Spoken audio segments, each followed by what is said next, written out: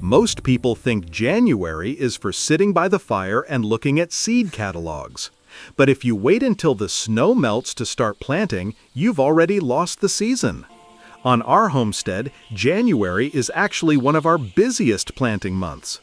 Whether you're under 3 feet of snow in Zone 4 or enjoying a mild winter in Zone 9, there are 21 essential crops you need to get in the ground or in the trays right now if you want a massive harvest this year. Let's grow!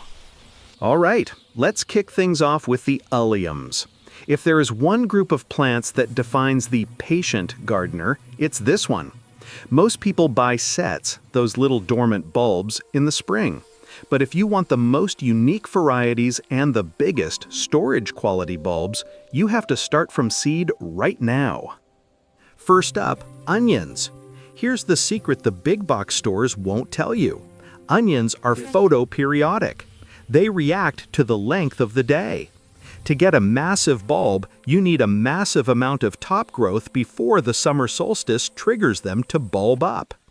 Because they take 10 to 12 weeks just to get to transplant size, January is your deadline. I like to communal start these, meaning I heavy sow about 50 seeds in one open tray. They look like little blades of grass, and come March, we'll just tease the roots apart and tuck them into the garden. Next, we have leeks. If you've ever bought those gourmet leeks at the store and winced at the price, you know why we grow them. Leeks have an incredibly long runway. Some varieties take 120 to 150 days to reach maturity. Starting them in January gives them that thick, sturdy shank they need to survive the transition to the garden. Plus, they are tough as nails.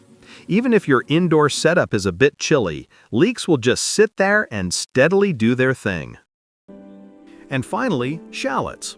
Most people think of these as a fall-planted crop, but for many of us in the U.S., especially in zones 7 through 10, January is a prime window to get them in the ground outdoors.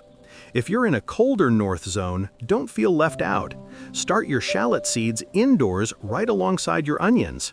They produce those delicate, concentrated flavors that can elevate any homestead meal, and starting them now ensures they don't get heat-stressed and stunted when July rolls around.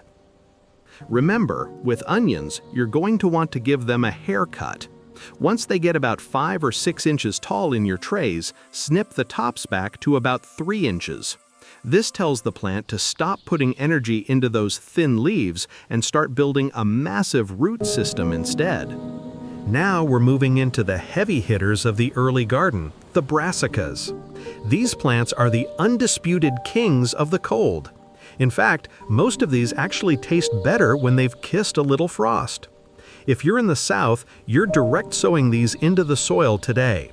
For my northern friends, we're getting these into seed trays under lights so they are sturdy enough to hit the ground the moment the soil is workable. Number 4 is broccoli. The trick with broccoli is beating the heat. If you wait too long to plant, the summer sun will make these bolt, which is just a fancy way of saying they'll turn into a yellow flower bush instead of a tight green head. Start them now so they can mature during those cool, crisp spring days. Then we have cabbage. Whether you want kraut, coleslaw, or just a beautiful head of purple cabbage, these need time. I recommend looking for early varieties in your catalogs for a January start. They'll grow slow and steady while it's cold, building up those dense, crunchy layers. Cauliflower is the diva of the Brassica family. It's a bit more sensitive to temperature swings than broccoli. By starting it in January, you give it a stress-free environment indoors to establish its root system. This way, it's strong enough to handle the spring transition without buttoning. That's when you get a tiny, thumb-sized head instead of a giant one. Number 7 is a homestead essential, kale. This plant is practically immortal. You can start it in trays, or if you're feeling adventurous, try winter sowing these in milk jugs outside. They will sprout the second the earth wakes up, and you'll be harvesting baby kale for your morning smoothies before your neighbors even have their tillers out. Now, Brussels sprouts are a test of faith. They take a long time, sometimes up to 200 days. If you're in a climate with a short spring, getting them started in January is your only chance to get those beautiful stalks of mini cabbages before the summer bugs arrive. And finally for this section, kohlrabi. If you've never grown this, make this the year. It looks like a space satellite sitting on the ground and tastes like a sweet, crunchy broccoli stem. It grows remarkably fast once it hits the garden, but a January head start ensures you're eating kohlrabi slaw by May. Brassicas can get leggy, meaning tall and floppy, very quickly if they don't have enough light. If you're starting these indoors, keep your grow lights just 2 to 3 inches above the tops of the plants. If they start reaching for the sky, they'll be too weak to survive the wind once they go outside. Section 3 is all about the leafy green powerhouses. If you're looking for the fastest return on your investment, this is it. These crops are perfect for micro homesteading on a windowsill, tucked into a cold frame, or, if you're in a warmer zone, sown directly into the garden beds right now. These are the greens that turn a winter diet into a fresh diet. Number 10 is spinach. This is the ultimate cold weather warrior. Spinach actually struggles to germinate when it's hot, but it loves the January chill. You can sow this in a cold frame or under a low tunnel right now, and it will germinate the moment the soil hits just a few degrees above freezing. It's the first true taste of spring. Next up is lettuce. The secret to a never-ending salad bowl is succession planting. Don't plant the whole packet at once. Start a small tray now and then start another one in 2 weeks. By the time you're harvesting your first round in February or March, the next batch is already stepping up to the plate. Look for cut and come again varieties for the most bang for your buck. Number 12 is Swiss chard. If you want a plant that is as beautiful as it is edible, this is the one. Varieties like Bright Lights look like neon art in the garden. Chard is incredibly hardy. It can handle the January frost, but unlike spinach, it won't bolt the second the sun comes out in May. It'll keep producing for you all the way through summer. Then we have arugula. I call this the homesteader's fast food. It's a quick win crop that can go from seed to salad in as little as 21 to 30 days. It thrives in the cool January light and adds that peppery, gourmet kick to your meals that you just can't get from store-bought bags that have been sitting on a truck for a week.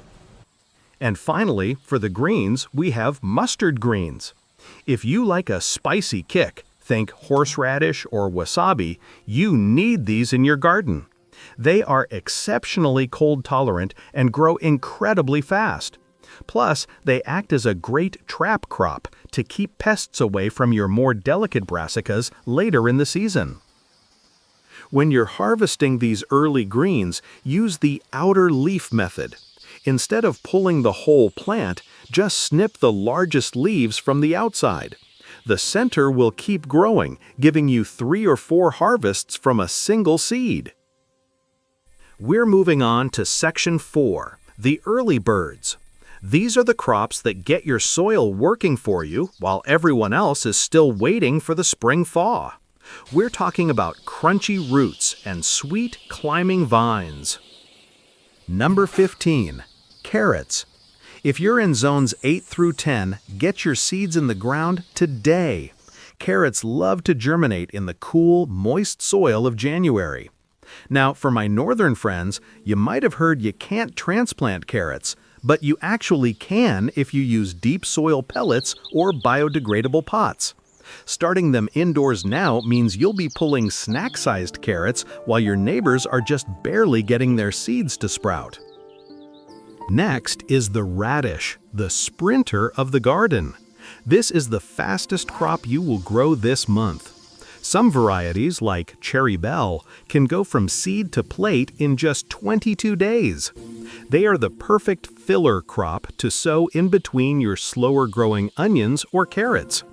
By the time the other plants need the space, the radishes are already in your salad bowl. Number 17 is beets. Beets are a double win for the homesteader because you get the earthy roots and the highly nutritious greens. They can handle a light frost with ease. If you start them in January, you're ensuring they mature before the summer heat makes the roots go woody and bitter. And we can't forget peas. There's an old saying that you should plant your peas on St. Patrick's Day, but for many of us, that is way too late. Peas hate the heat. If you want those tall, lush vines loaded with sweet pods, you need to get them started in January. If your ground is frozen, start them indoors in tall root trainers so they have a massive head start the moment the soil softens. Finally, we have the Head Start category. These aren't necessarily cold weather fans, but they are so slow to grow that if you don't start them now, you'll be waiting until October for a harvest. Number 19 is celery. Celery is notoriously fussy. It takes forever to germinate and grows at a snail's pace for the first 2 months. By starting it in January, you're giving it the 10-week head start it needs to develop those thick, crunchy stalks we all want for our summer soups and snacks. Then we have the peppers, specifically the super hots like habaneros, ghost peppers, or scorpions. Unlike bell peppers, these tropical varieties can take up to 21 days just to sprout. They need a heat mat and a lot of patience. If you want a heavy yield before the first frost of next winter, you need to drop these seeds today. And rounding out our list at number 21 is parsley. People forget that parsley is a biennial that is very slow to get moving. It can take 3 weeks just to see a green speck in the soil. Start it now in a deep pot and you'll have a lush herb bush ready to transplant as soon as the weather breaks. There you have it, the 21 crops that prove January is anything but a month off for the American homesteader. Whether you're direct sowing in the south or firing up the grow lights in the north, the work you do this week is what determines the size of your harvest in July. If you aren't sure which USDA zone you're in, check the link in my description. I've also put together a January planting checklist for you there. Comment below. What's the first seed you're dropping in the dirt this year? Thanks for watching, and I'll see you in the next one.